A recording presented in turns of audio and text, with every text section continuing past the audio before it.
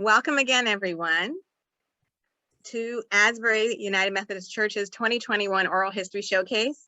I'm Adele Banks, the director of this year's Oral History Project, and it's an honor to share a bit of our most recent oral histories with you.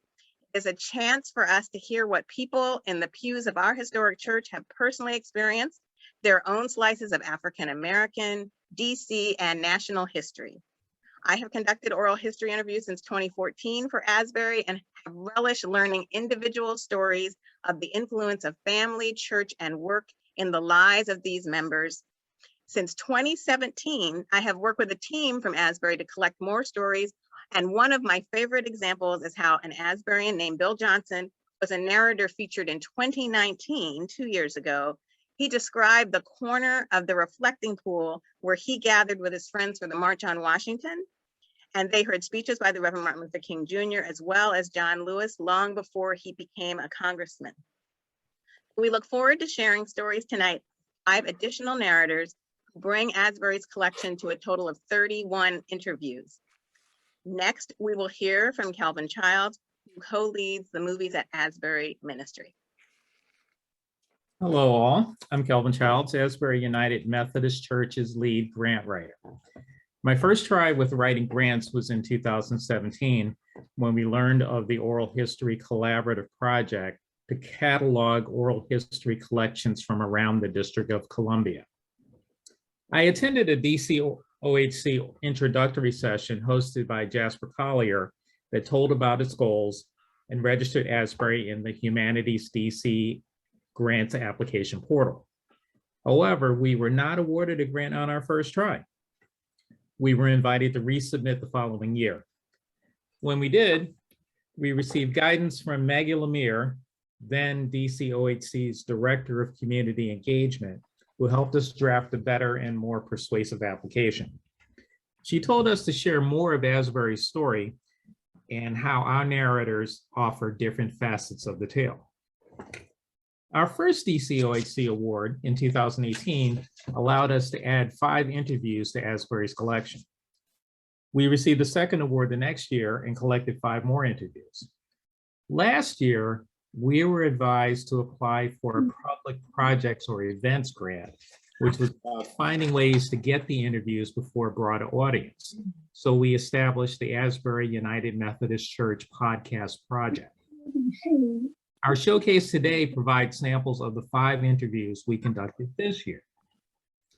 In the chat, I will provide links to the podcast episodes, which are available on Asbury's website and Asbury's YouTube channel, and on Spotify, Amazon, and Castos. Next, we will hear from Pandit Wright, who interviewed 3 of the 5 narrators we will feature this evening. Hi, everyone. I want to say again, welcome. I know that you may be in your house or someplace comfortable, but you didn't have to be here with us. And so we thank you, and we think you're going to enjoy this evening and hear some things that might just interest you and pique your curiosity. I just want to continue very briefly the story that Adele and Kelvin have told about the DC Oral History Collaborative. I want you to know that DC, we can't call ourselves a state, but we are one of the only jurisdictions in the country that awards grant money to citizens who are interested in learning about oral history. And it's so important that you can record your experiences for generations to come. It's not a biography. It is your own reflections on what has happened in your life, in your experience. And it's a lot more than sitting down and listening to a story or telling one. And that's where it's so great that the DC Oral History Collaborative can come in and give you training on how to do almost everything except use Zoom. That's the one thing that just basically doesn't, that we don't have a class on yet. But the technical pieces that can help a narrative stand the test of time, literally, from the equipment that you use, to polishing up your interviewer skills, to things that leave your trail of information like metadata and indexes. And so I could get into that forever, but it is not particularly fascinating tonight. The stories are. If you do have any interest in pursuing a grant, you could do it for your family, you could do it for your church, whatever it is that you might be interested in. You can learn more about oral history and what DCOHC offers. Google them and click on their page, or go to HumanitiesDC.org/programs/DCOHC. And I'm sure we can put that link in the chat as well. Just a few quick housekeeping tips. Basically, our format tonight is going to be, we're going to show a short piece from each of the 5 narrators. The interviews themselves were anywhere from an hour to 2 hours. Tonight, you're going to have a 5-minute clip. At the end of each of those, myself or Adele will ask a question or two of the featured narrator. After we've shown a clip from each of the 5 interviews, and each narrator has had a chance to briefly respond to the questions, then we'll open up to all of you for a wider discussion of something that you may have heard. Last, here are just some guidelines to help things go smoothly as possible, and I'm going to read this part. When we get to the audience question portion, if you want to ask a question, please use the raise your hand function, which is found in the participants tab at the bottom of your screen on your Zoom screen. Or you should have a little chapter, a little thing there that says reactions, has a little smiley face. You can click on that. Or you can place your question in the chat. Now, if you're feeling brave and you want to, show your own video, you can also physically, old school, raise your hand, and we will try to see you and respond to you. If you're not speaking, as Adele said, if you're comfortable doing so, mute your microphone. But if you're afraid that you may never get back in, then just leave it open and we'll just listen to whatever you're saying in the background. And when your mic is on and you're actively speaking or waiting to respond, then just try to control your background noise as much as you can. We're not going to ask Al to break into a Ravens while it's happening. So that's it for the introductions. Thank you, Adele. I turn it back over to you. I just want to say thank you, Panda, and we're going to begin introducing and playing a clip from each of the 5 interviews. Please note that YouTube's closed captioning, which we hope to turn on if possible with each clip, is not letter perfect, but at least it may be helpful in some ways. So Panda, would you please go ahead with the first introduction, and I will start setting up the first video. My pleasure. The first narrator we're going to hear from tonight is Reverend Irene C. Pierce, and I had the opportunity, the privilege to interview her. She is a native South Carolinian who recently celebrated her 95th birthday. She moved to Northeast DC at the age of 9 years old and began attending Asbury as a Sunday school student in the 1940s. A career federal employee with a particular interest in global service with the United Methodist Church and Africa University, as well as issues affecting women and children. Reverend Pierce did not attend seminary until later in life. The clip we're about to see describes her first pastoring assignment at a small church in Poolesville, Maryland.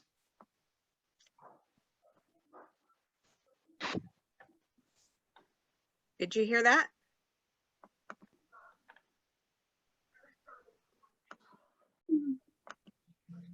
I'm checking first to make sure everyone can hear it. Can you hear it?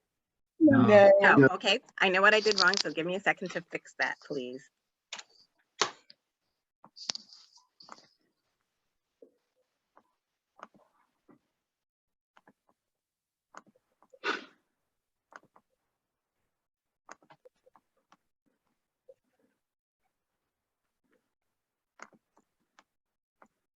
In 1985, I started going to Wesley Seminary, taking the night courses. I've been in school all my life and taking courses.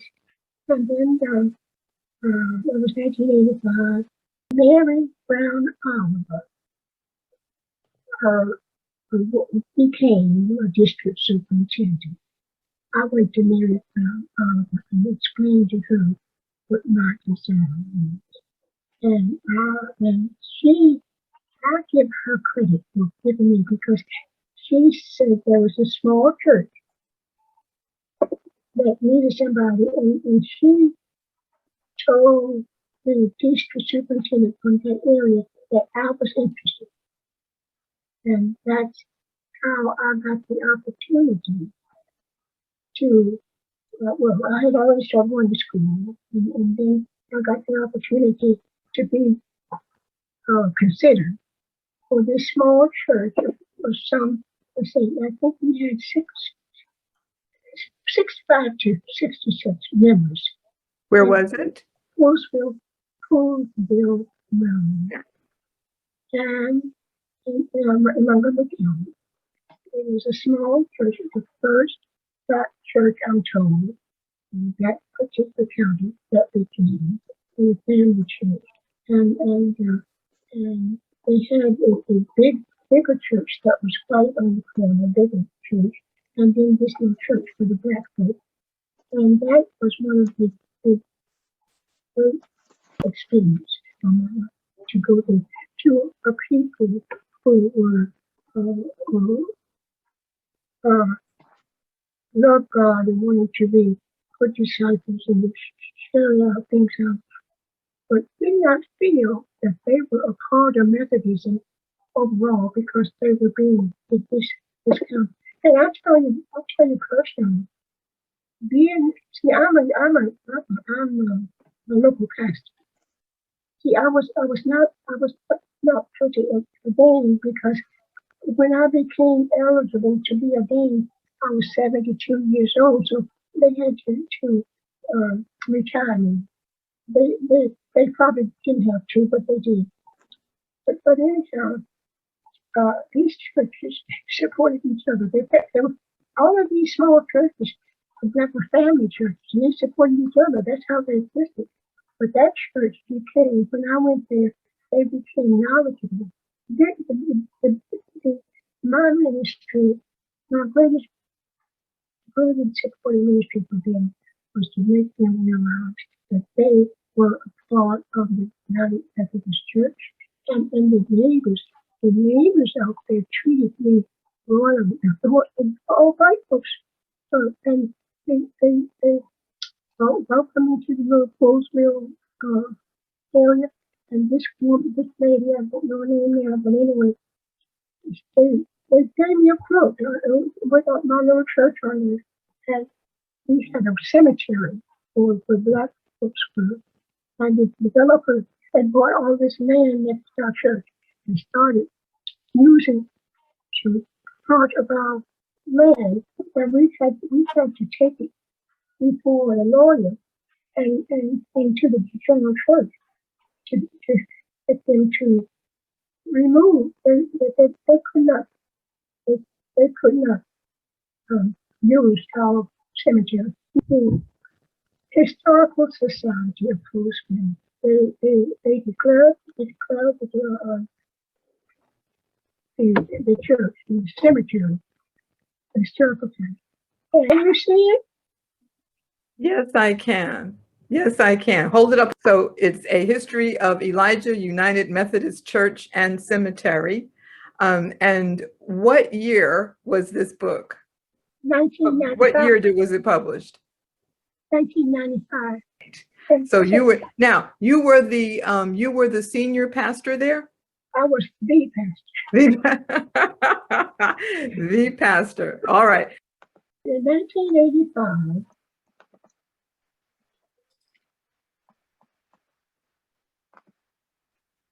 okay. I think Adele, you said that the cross captioning wasn't perfect. I think we see that perfect isn't even in there, but at any rate, Reverend Pierce, can you hear me now?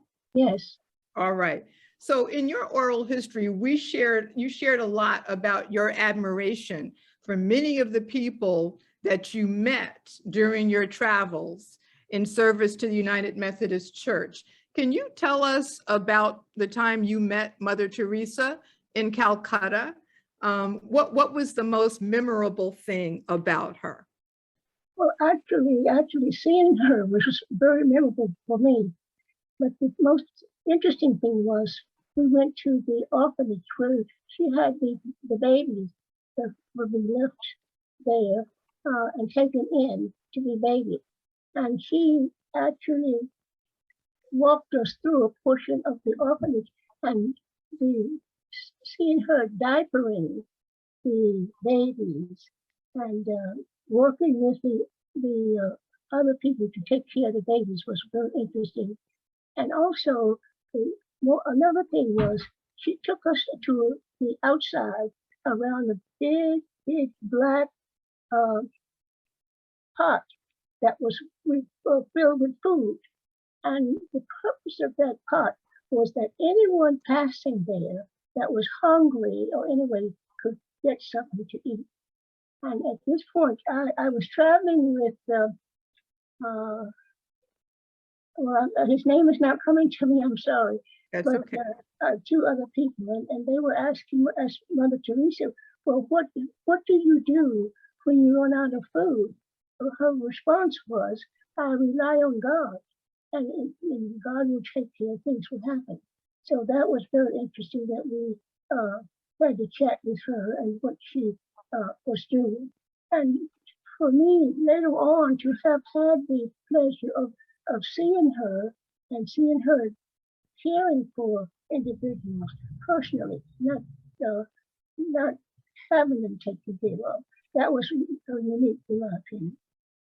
Thank you, Reverend Pierce. Hopefully we'll get a chance to come back to you later for the audience to ask you some more questions. We're going to now hear from our next narrator, and that would be Dr. Joseph N. Yearwood.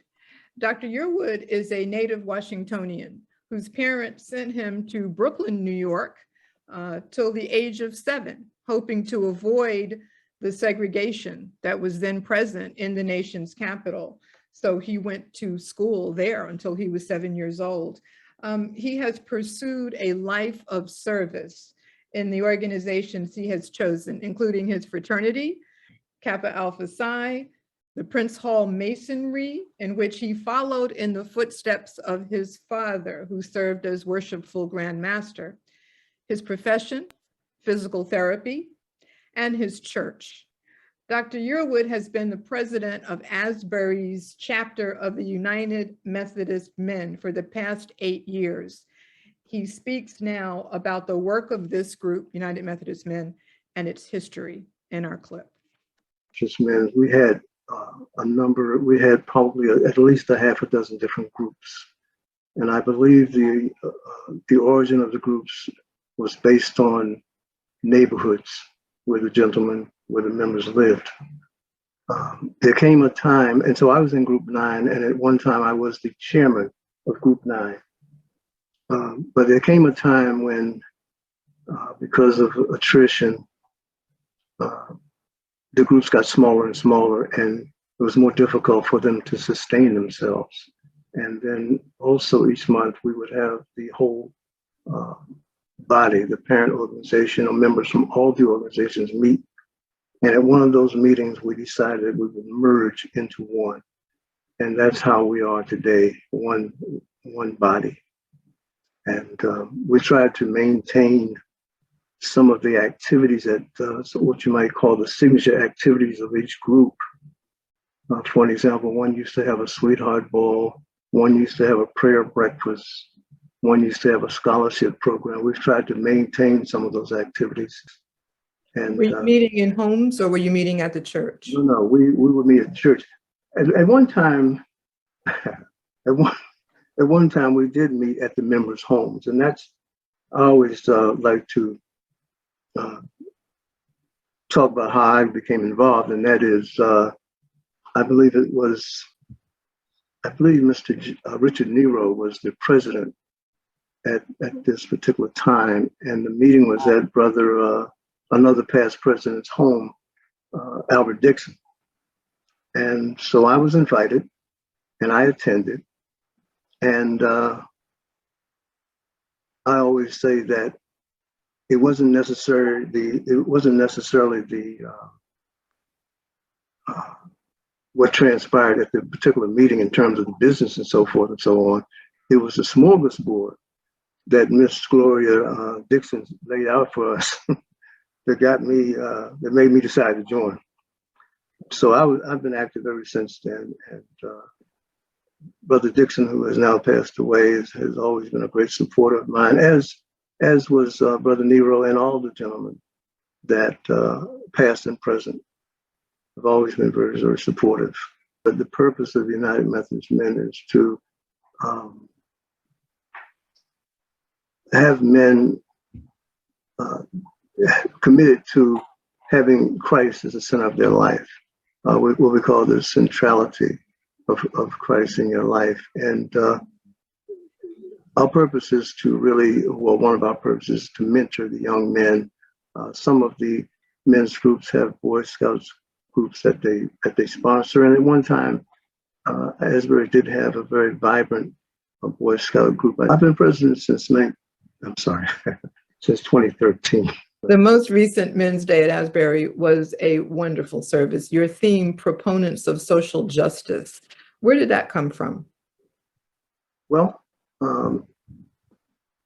social justice right now is something that I think we all should be and probably are aware of when we look at the events of, well, that's something that's been a theme that has resonated forever. But I think it has come to more of a front burner now when we look at the events of the last 12, 18 months or so, and the things that have happened to people, both from a standpoint of police brutality, some of the even gentrification, all the kinds of things that have impacted the well-being of our citizens. We want to be sure that everyone has equal access to the resources that are available, and that we want to begin to try and get to the decision-making table so that we can be involved in this policy-making procedures so that we know that everyone is treated fairly.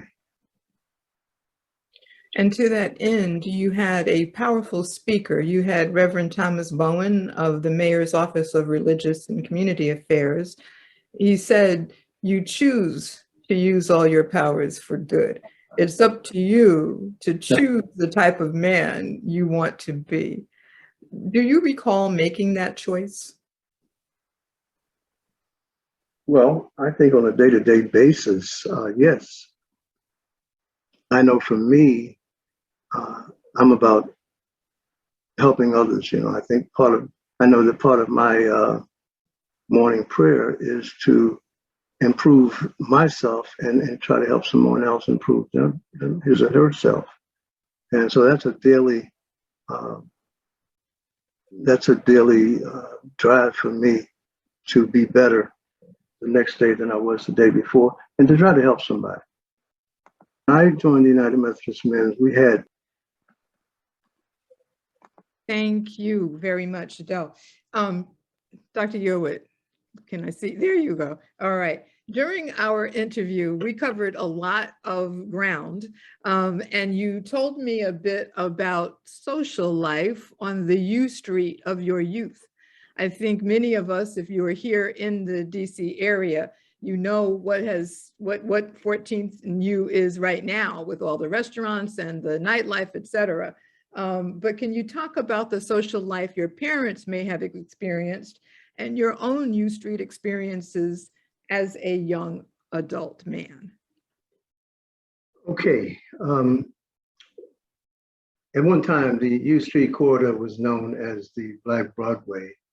And that is because a lot of the entertainment that we enjoyed, when I say we, actually I'm more so the generation before me, but that's where all the action was, where all the activities took place. We had, of course, the Howard Theater, there was the Booker T Theater, the Republic, and the Lincoln Theaters.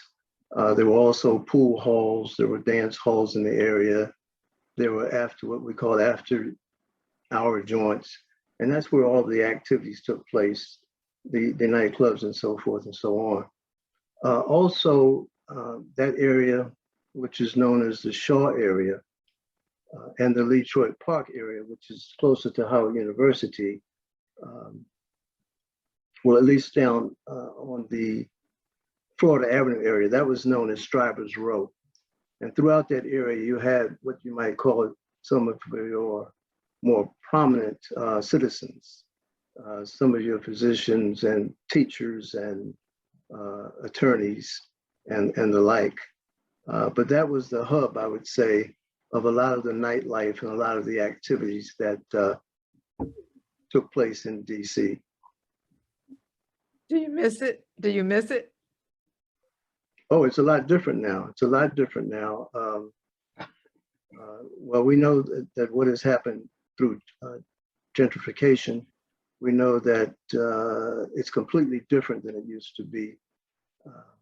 It's a different flavor, you might say now, than what it used to be. Well, we're grateful that you shared some of that experience and feel with us. Kelvin, over to you. Thank you.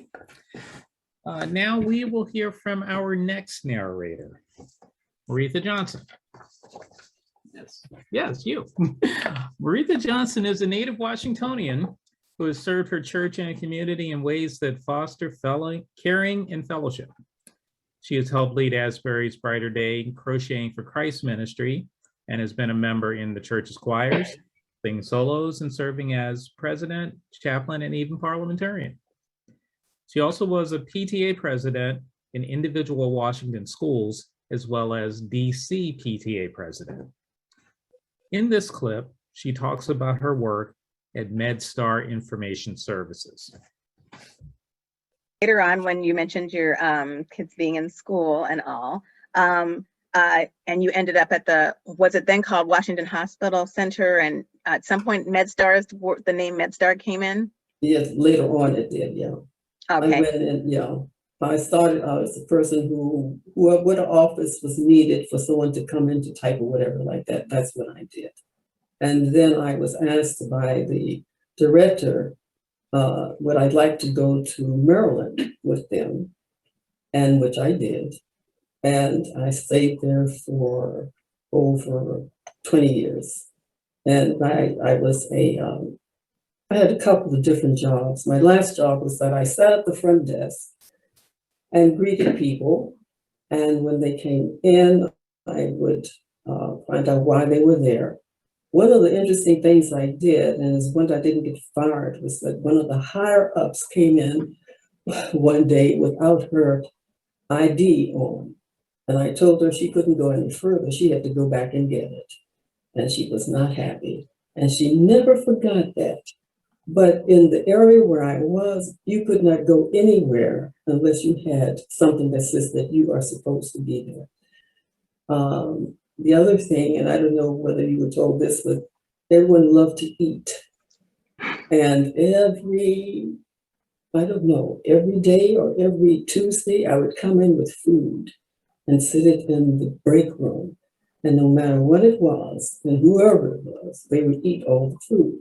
We had birthday parties. We've had people who were having babies. We had food for that. And so it was a very comforting place to go to, even though they had very important things to do for the company. So some offices have potlucks and different people bring things in, but I understand what was called Fat Tuesdays. That's what it was called? Yes. This was not just one time a year, but every week. Every week, yes. And you brought the stuff. Did you make it? Did you just pick it up? Did you do a little of both? I did both of each, and Giant wasn't too far away from where we worked. And I'd go in there, yes. Fat Tuesday, yes. And this is something you did of your own accord. You didn't like take a collection. I understand that people try to like put out a cup or something to put money in to pay you back, and you refused. Yeah, that's true. That's true. Why is that? I don't know. It's just that I like to share, I liked the people. I liked to eat. And, and I didn't think that I needed to be paid for that. It does seem, given what you've already said about Crocheting for Christ and Brighter Day, and about your work life with what became known as a MedStar organization, that food and fellowship are, the combination of those two things are really important to you. Yes, I think so. Yeah. And why again is that? I look back at each person, and there are people who come in who have had death in the family. They've had other things that weren't the best when they left the house. And I felt that I just felt good about the day, and I wanted to share. And as a matter of fact, one day a young man came in. He was applying for a job, and it was hot. And so I gave him some ice cream. Another time, a man came in the door, and he had had a bad day. And I said, how are you? He says, I've had a bad day. So I gave something to him so he could sit down and be calm before he went to the back room to talk to whoever it was. And I think I want to treat people the way I like to be treated. So what years were you there in these two jobs related to MedStar? Well, I think probably a total of 20 years, maybe a little more. I never counted the years, nor the dates or whatever like that. I know that I was there to do. Even when it snowed, I would get in God's car and leave from DC and come on up to there, and rain, hail, sleet, or snow, I'd go there because it was a responsibility. So you have mentioned a couple of times that when you travel in God's car. Yes. Can you explain that, please? Yes, I'm aware of the fact that I own nothing. God owns everything. And so when I say it's God's car, it is, because He has allowed me to have it. I have no control over anything, and I know who is in control. And so that's the reason why I call it God's car. And I don't call, my house, this house is my house. No, it's not. Everything that I have has been given to me by God.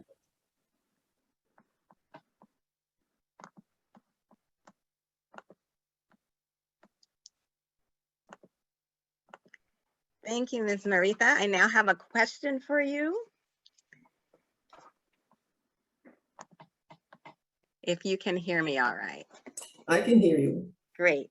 So you have helped lead Asbury's Brighter Day and Crocheting for Christ ministry. And I'm wondering what led you to serve the church in this way? And what are some of the activities that have been used to attempt to brighten people's days? It started out because of the death of my husband. And I believe that there are certain things that did not take place when people of Asbury died. And I cannot tell you exactly what made me do it, but I was led to start it. We, of course, love to eat food, but we also had different activities that we had sponsored. We had the funeral home directors to come to talk to us about the various things that you would be to do upon death of someone in your family, et cetera, et cetera. The other thing is a little later on came the Crocheting for Christ. And I think we felt that we should give something to the families, something crocheted, something that we have made, have some beautiful things to go into the things that we give to them. And one of the things, of course, we love food, so we would put some food in there. Sometimes soup would go into the box. And so that was probably one of the things. And you also, when you crochet things, they would sometimes go to our neighbor to neighbor ministry that gave a warm breakfast to people, but you let them leave with something other than food in their stomachs. Yes, we did the hat and scarf around Christmas, I think. And we would give it to the people so that when they came to get their regular clothing or whatever, they did have something else to keep them warm. Thank you very much, Ms. Maritha. Now we will hear about our next narrator.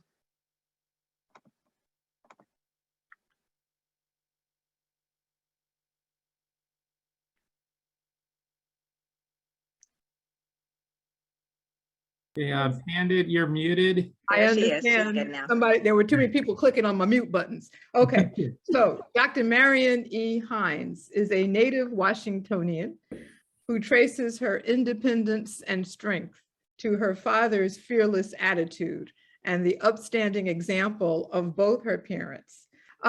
So Dr. Hines, an educator, published author, and linguist who has traveled to 48 countries on 6 continents, and she assures me that when this COVID thing is over, she will get back to Antarctica, has taught at the public elementary, high school, and university levels at schools including DC's Woodrow Wilson High School, Howard University, and the University of Kentucky.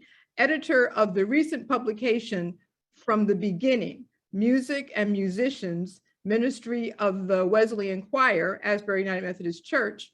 In our clip, Dr. Hines shares observations about educators at Asbury she has admired and speaks about her experiences as part of the choir and its impact on the church.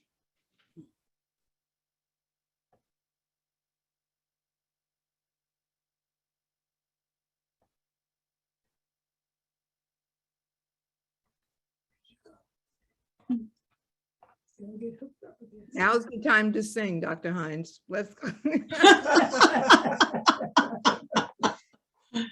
My first singing experience at Asbury was in the Wesleyan choir at age 17. And What was that like? What was it like to be in the choir, being a 17-year-old in choir? Were you there because you wanted to be there or because the adults had directed you to join that choir? I just sort of landed there, you might say, like a drone, but once I got there, it was wonderful because the music was wonderful. Music in the choir in Asbury in those days and still today is not showmanship, it is worship. And so it reaches all of the little cavities and everything becomes music and becomes part of the experience. So that's why it takes on an entirely different presence in the spirit than maybe whatever you're doing in school. We talked to people in the choir and going back to their early experiences in music, and we're pretty much the same. They did it in school. They learned to read music and so on. But when you were in that Asbury group, music was part of worship. And so it was always at in those early days, very high level, because it's like the cathedrals. If you want to celebrate God, you want to please him, you build a beautiful cathedral and you bring your best stuff, whatever that is, you bring your best stuff to that cathedral. So when you look at Notre Dame and so on, you can't look at those places without thinking of the love and the sacrifice on the part of several people, not everybody necessarily, but that's how they were there. The committees, this village would bring rocks, this village would bring sand, and somebody else would bring wood, and those are our bases and albums. So it's that kind of thing. It's an entirely different experience, and it's very satisfying. What other things were going on in the church? Well, in the 60s, we were, I'm in Asbury since childhood. So you go from the 40s on up. I'm aware of what's going on more during the 50s, 60s when you're a teenager. So we had youth fellowship, and we had brilliant, thoughtful, loving leadership from people like Evelyn Gray, who's a Washingtonian, and she's unparalleled. You know, she's just a phenomenal woman and phenomenal teacher, phenomenal leader. Her students, the people that worked with the kids that she supervised, or you should get in a little car. She had a lot of attitude, and she'd beat you all over Washington, D.C., and you'd find yourself in some Muslim temple, you'd find yourself here. She was just a phenomenal woman, and therefore you had phenomenal experiences. She was, I think, for many of us of my age and older, that's a major linchpin. Evelyn Thomas gray. She married and became gray. She was a true teacher, and and she was so that gave you a sensitivity to everything, to the public life, to the other churches and other religions. We would visit the various synagogues and so forth, and we meet the people. We weren't just there looking at them, interacting with the youngsters. It was the best, one of the best learning experiences. And yet at the same time on her own, she'd be reading a volume like this and you wonder, what is Evelyn reading now? So she was just a wonderful, wonderful teacher. And how much were your siblings involved in your Asbury experience? Did everybody do the same kinds of things? Yeah. Can you talk about them? I know you have the two sisters. Who would be going with you to Asbury on Sunday? Did you go by yourself or did you go as a unit?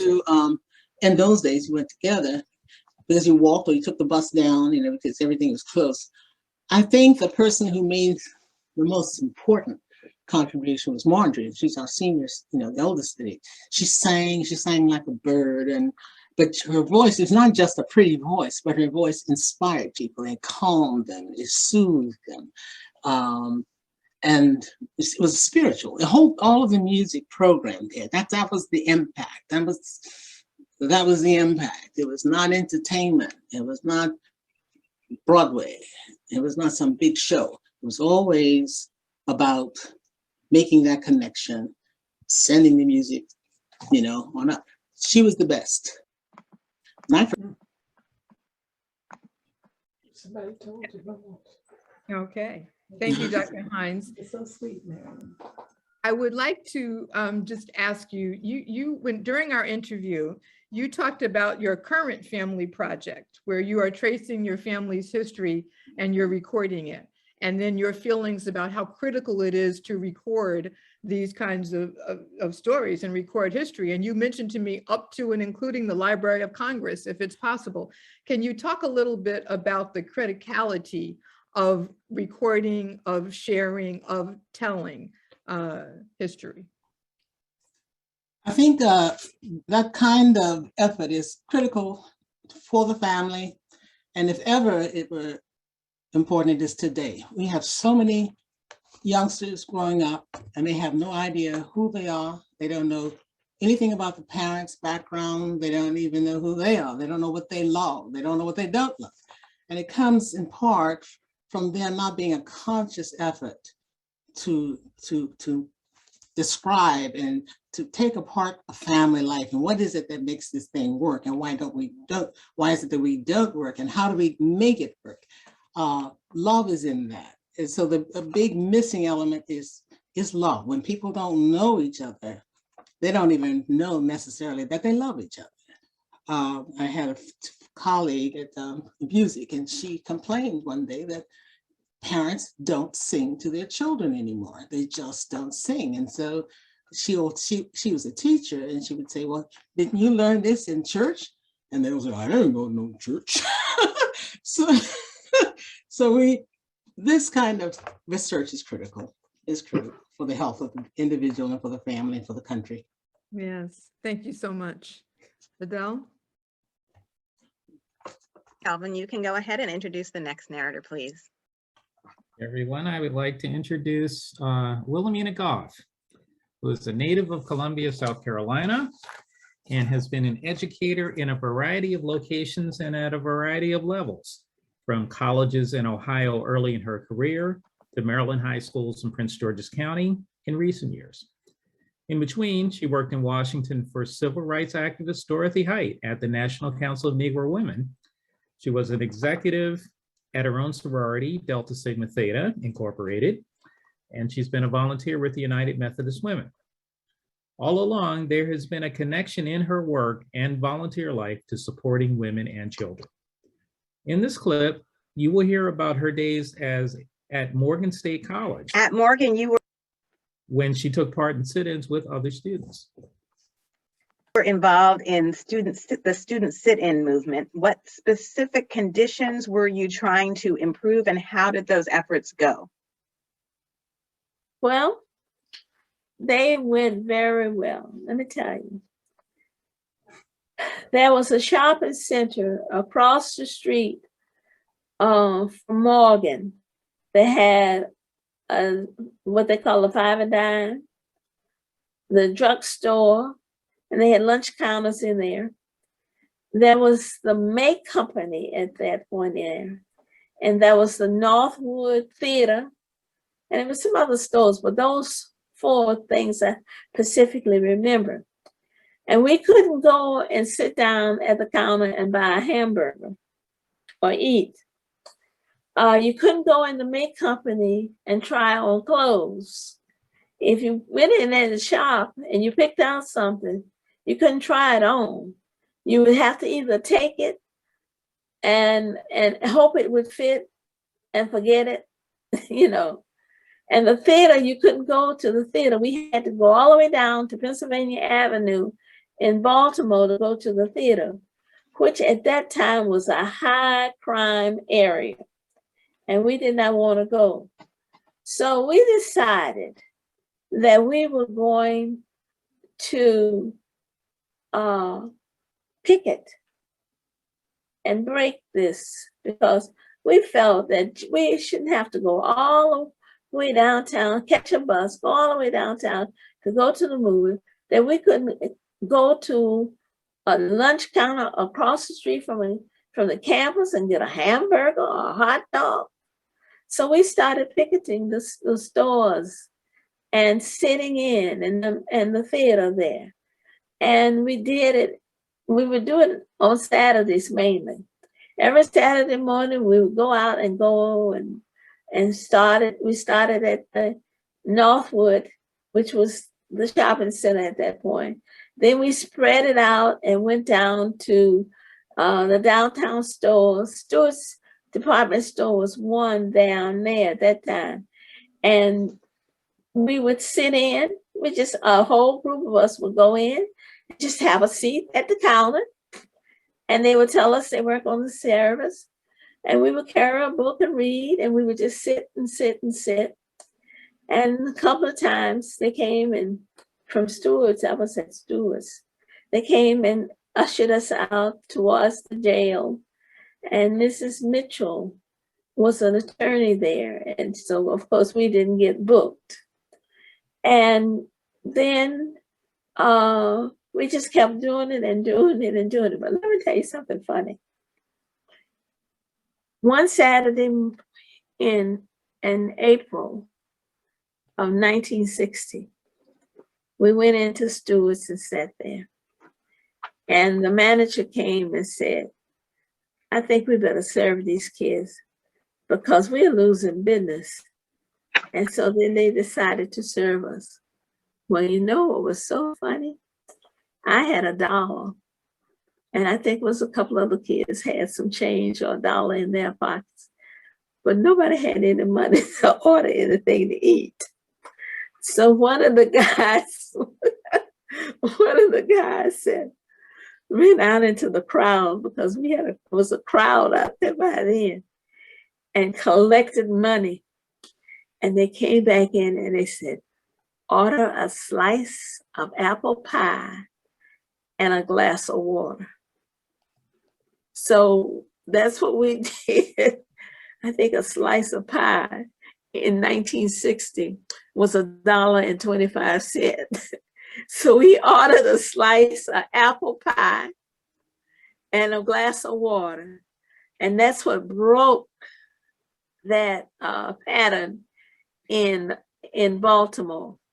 And you know, Morgan was the first school that started to sit in. They always give credit to North Carolina A&T, but now they've done the research, and it's now a book in the library that shows that the Morgan students started sit-in movements way before the students did at North Carolina A&T.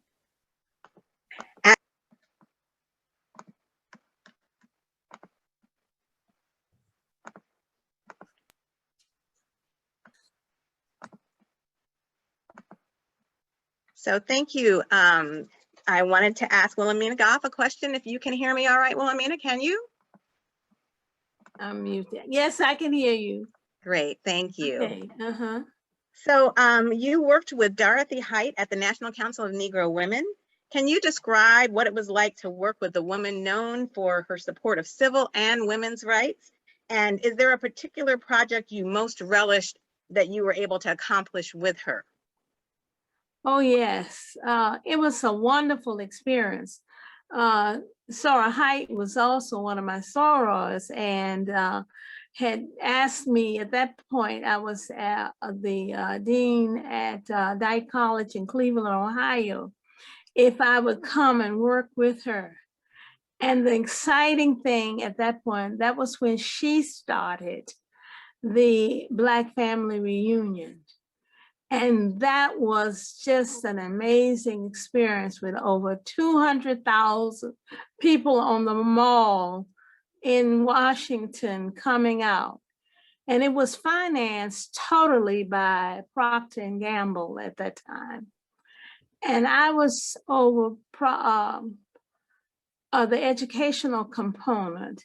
And we had these training sessions for parents and different things for children to go to at that point.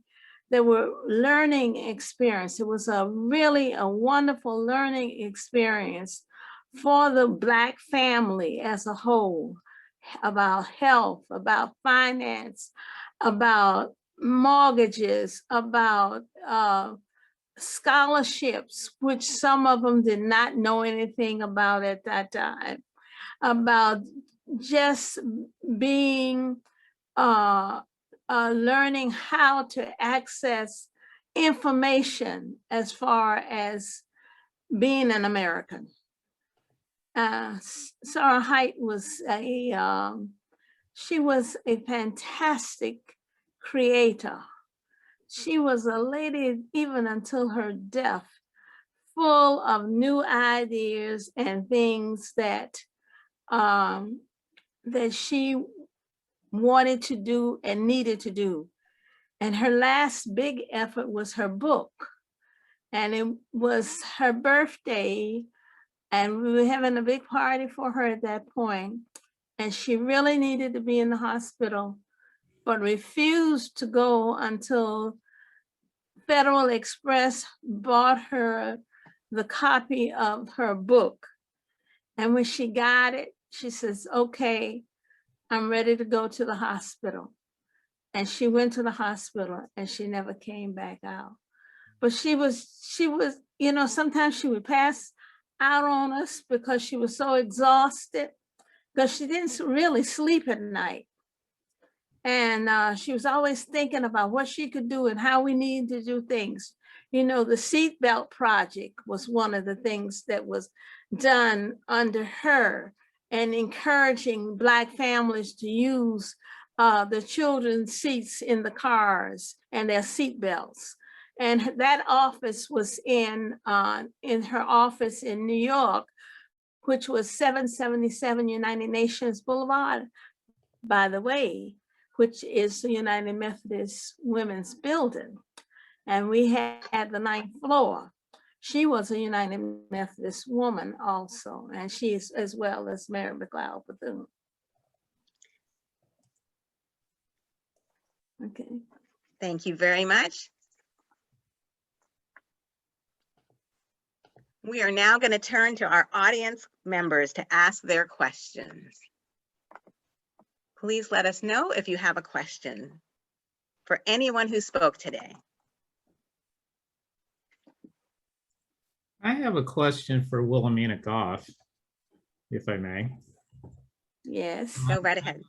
I'm very familiar with the neighborhood of Morgan State because my parents moved to Stonewood Road in the mid-1970s, and Stonewood Road is 2 blocks away from the Morgan campus. So I'm very familiar with the Northwood Shopping Center, which these days Morgan State has acquired and has torn it to the ground and is rebuilding it. And when they get done, they'll have new restaurants, a new supermarket. Well, they have the School of Business there. Right.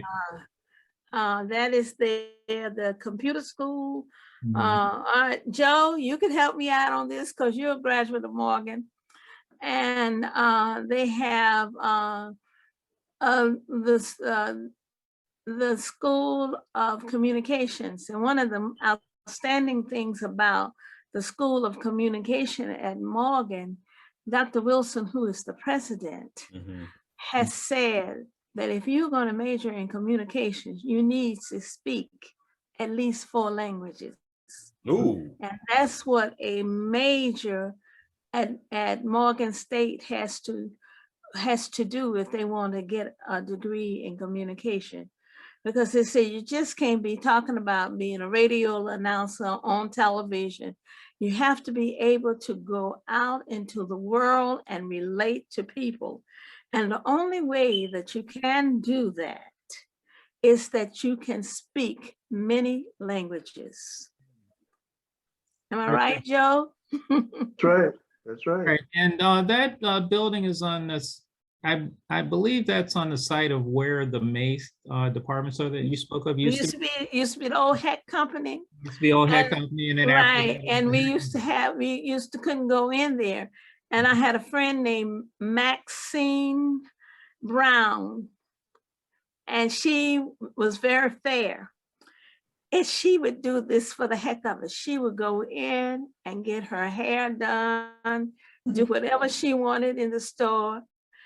And she would come out and we would just laugh because we knew what she had done. And it was very interesting that when I went to Morgan, that this was when they first started that movement. And, you know, you could almost hardly walk across the street and go over there, period. And you definitely couldn't go into the drugstore. That was the old people's drugstore, and it's now the CVS.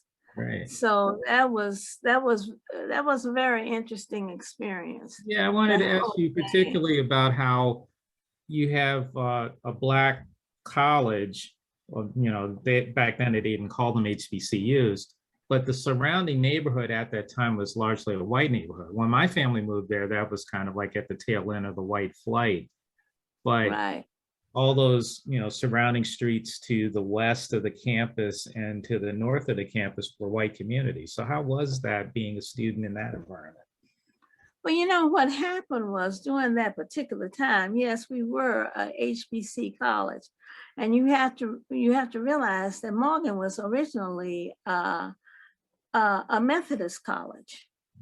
And it became a state school, you know, and did not lose its, it did not use its Methodist identity. In fact, it was a United Methodist college.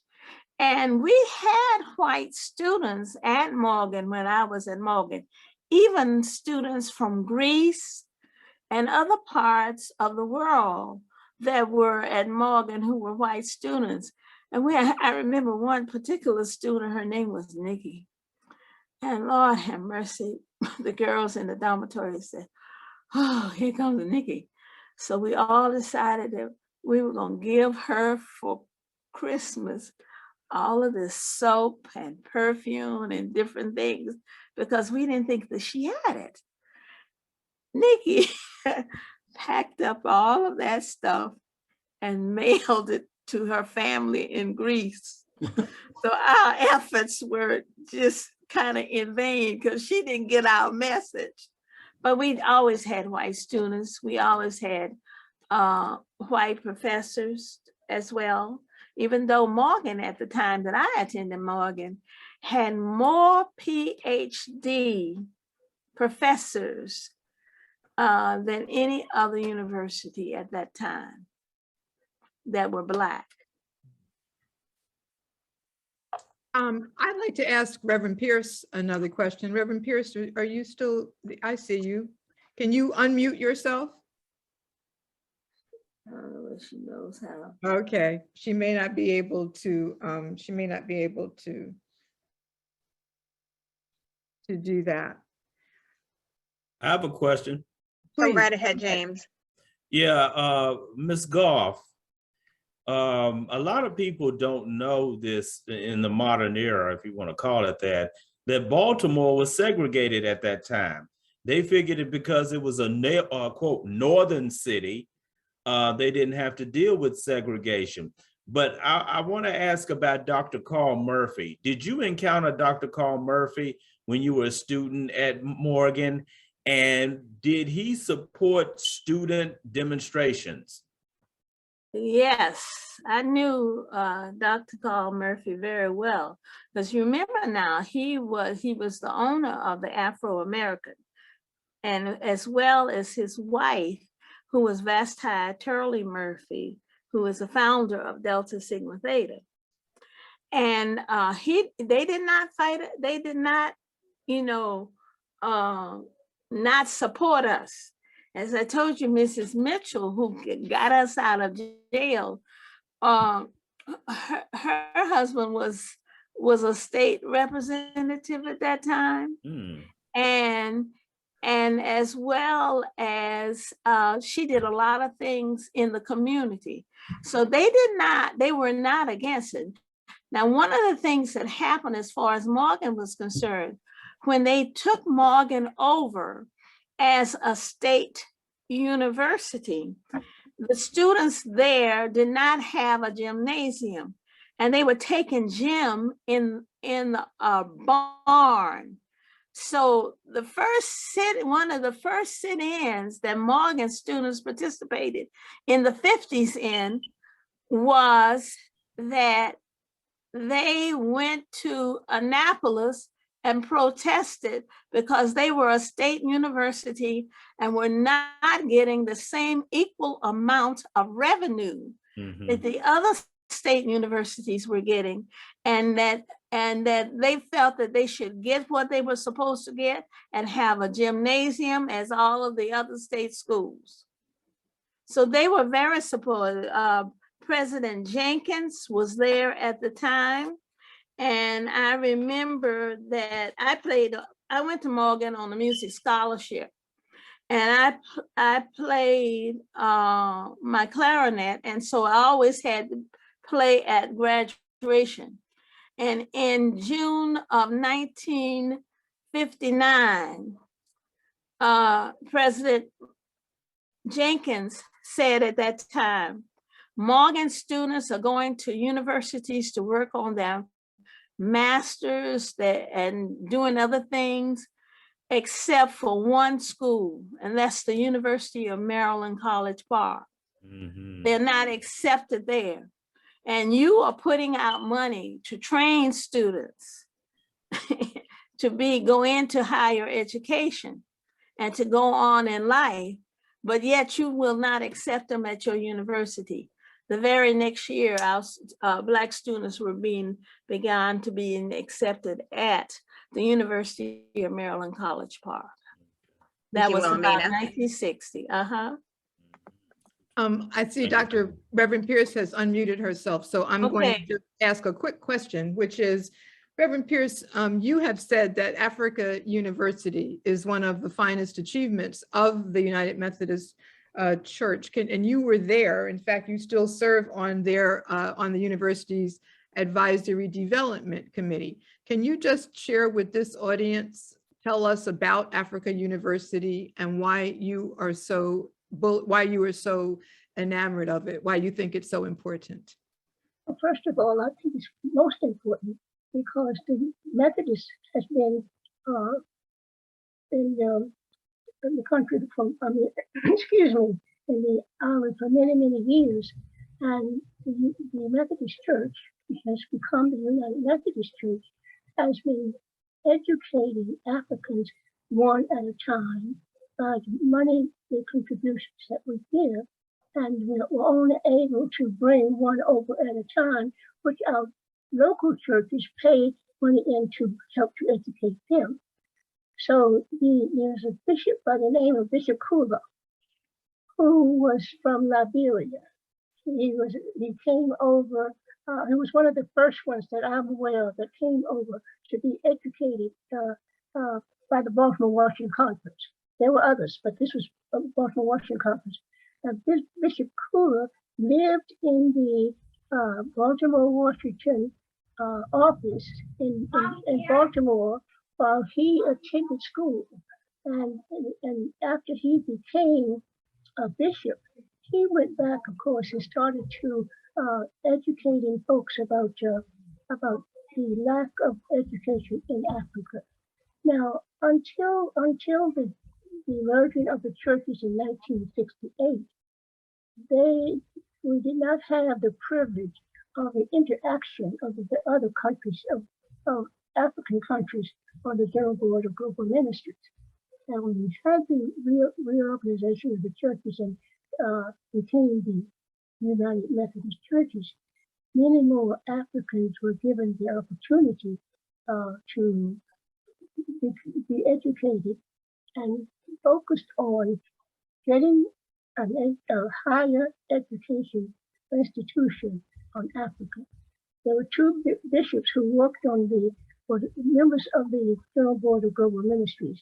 So they were instrumental. Well, let me just say this: the ones that came, the bishops that came over, were distributed across the church, and some of them, the various organizations of the General Board, was located across the church globally. And these two bishops were located in the Louisiana, and they were on the board there, and they were actually pleading to get to the United Methodist Church the problem that they needed more higher education schools in Africa. So they were on the higher education campus ministry. They were on that board.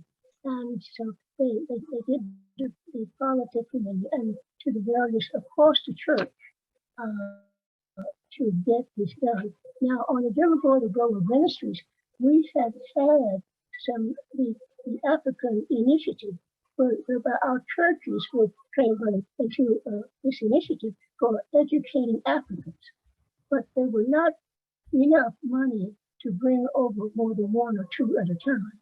So I these appreciate two, that. So you were able to get that and make it into a university, and we were able to see a larger amount of people get that is educated. correct. I We were appreciate able that. to, yes, and give them exposure to I what would appreciate be available here.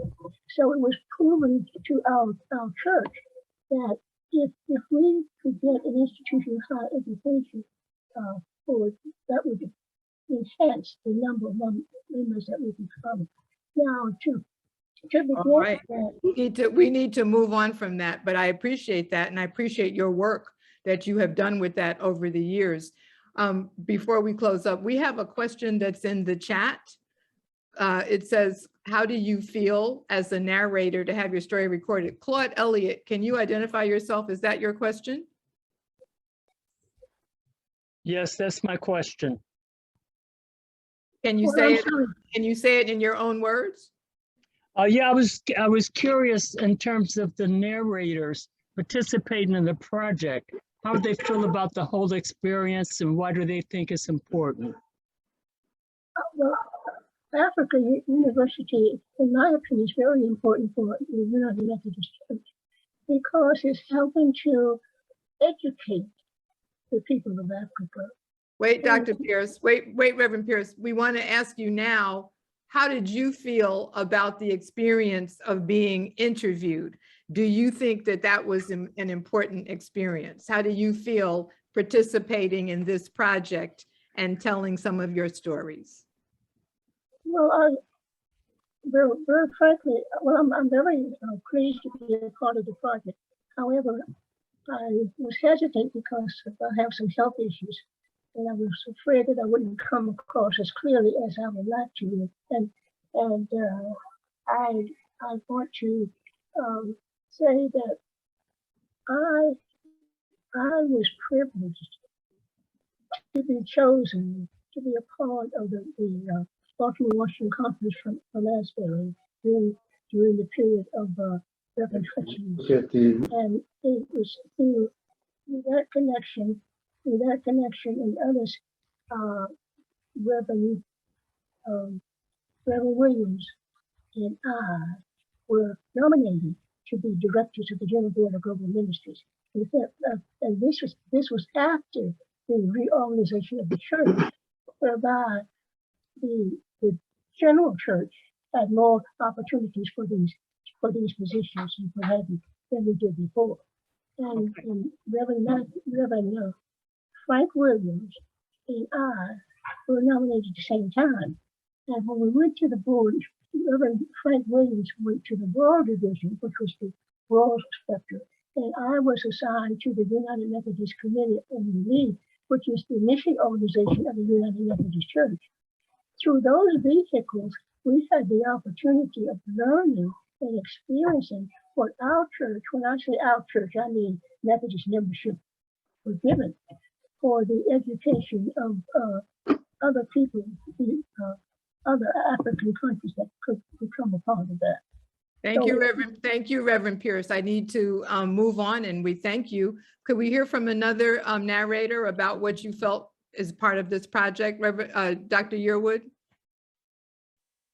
I consider it to be an honor to participate in the project.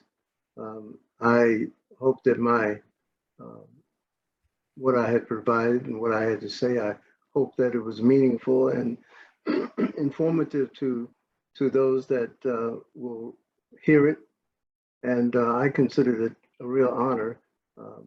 I really appreciate the interviewers. The interview process, according, it made it very easy. And it was actually a delight to participate. And I'm glad that I was asked to participate. Thank you. It was our pleasure. Ms. Maritha, would you have anything to add to that question about what it felt like to be a narrator and have your story recorded? You're muted.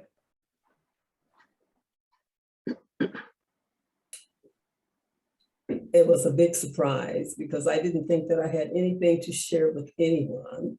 I'm normally the one who just likes to listen and not necessarily to talk. But I was glad that I was able to share some of the things that have taken place in my life. And whatever I've done with sincerity and ask for blessings that if I have to do more, then hallelujah for that. But thank you very much for asking someone who likes to be on the back burner and to bring out a little something from her. Thank you. You're welcome. It was my honor. Dr. Hines, Marion Hines, would you have anything to add about what it felt like to be a narrator and have your story recorded? You want to know exactly how I felt? I felt as though I was, one of those old handheld graters. It's put cheese and then we go through. That's what it felt like. Nice. I enjoyed it too.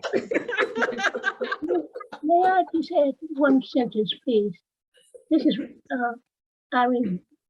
On the global issue, the United Methodist Church is a global church. And the monies that we pay in our contributions to the United Methodist Church, I believe that since we're presently going through another reorganization, and I think it's important for us to think about how we as Methodists and as United Methodists are looking at how we give our contributions for the more evenly shared across the globe. That would be the Africa University issue primarily. Appreciate that. Thank you, Reverend Pierce. Ms. Wilhelmina, would you like to answer that question, and then we can? Well, I would like to say that I'm grateful to Adele because I've never thought about the fact that I have done anything of significance. I really have not. I just have fallen in line and did things. So it made me sit down and think about, well, maybe I have made a contribution in my lifetime and the wonderful experiences I've had. And I really appreciate you, Adele, for staying on my back. to pull it together. And I thought it was wonderful. I think it's a great idea that we have going for our church and our church members, because so many of them and so many of our church members have done just such fantastic things. Thank you very much. Okay. Well, as we conclude, we want to tell you about how you can access some of the oral histories that have already been completed. One way is to go to our website, asburyumcdc.org, and click on the resources tab. That way you will reach episodes of our 2020 podcast where you can hear them or read the transcripts. You can also find those episodes on the oral history section of Asbury's YouTube channel. You can search for Asbury in Washington, D.C., please, because there are lots of churches named Asbury United Methodist across the country. You can also Google Dig DC, and when you get to that site, type in Asbury United Methodist Church to access 10 of our earlier oral history interviews. You can hear the interviews, you can read the transcripts, and you can review an index that offers brief descriptions of the various sections of each interview. Finally, we are excited to share that our project is highlighted in a new exhibit at the Martin Luther King Jr. Memorial Library near Gallery Place in Washington, D.C. If you go to the 4th floor during library hours, you can see a photo of Bill Johnson, the Asbury narrator I mentioned earlier, and push a button and hear an audio clip from his interview about working to build the self-esteem of sanitation workers and other employees of DC's Department of Environmental Services. So we thank you again for joining us. We hope you enjoy the rest of your evening and have a good weekend. Take care now. Thank Thank you. you to our narrators. Thank you to everybody. Bye-bye. Good night. Good night. Thank you, everyone. Thank you. Good night. Thank you.